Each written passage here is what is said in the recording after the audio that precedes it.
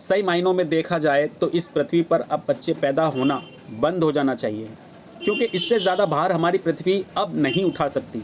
लेकिन इसके बावजूद एक दिन में 90,000 से ज़्यादा बच्चे केवल भारत में पैदा हो रहे हैं और इसे हमें रोकना होगा। अपने बच्चों के लिए इस धरती पर भविष्य बचा ही नहीं है।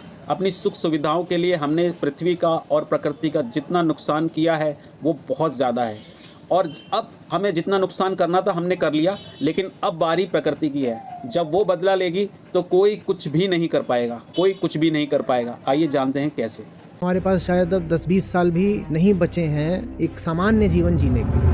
शायद अब आखिरी 2 साल हैं जिसमें आप कुछ कर भी सकते हो इस क्राइसिस को मिटिगेट करने के लिए। जहां है वहां भी रोकने के लिए बस 2 ही साल बचे हैं। अब तापमान सिर्फ इसलिए बढ़ेगा क्योंकि तापमान बढ़ा हुआ है। आप इस तरह के एक स्पाइरल में एंटर कर चुके हो। पिछले साल के 365 दिनों में लगभग 350 दिनों में भारत में ही कोई ना कोई एक्सट्रीम वेदर इवेंट हुआ है। इस साल जितनी लंबी हीट वेव है इतनी पहले कभी नहीं देखी गई। ये सब क्या हो रहा है? ये क्लाइमेट क्राइसिस है। हमारे बच्चे एकदम नारकीय जीवन जीने वाले हैं। वो पीढ़ियां बीत गई जिन्होंने पृथ्वी पर किसी तरीके का संतुलन देखा था।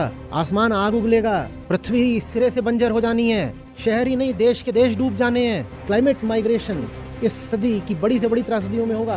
करोड़ों अरबों लोग अपनी जगह छोड़कर दूसरी जगहों पर जाने को मजबूर हो जाएंगे।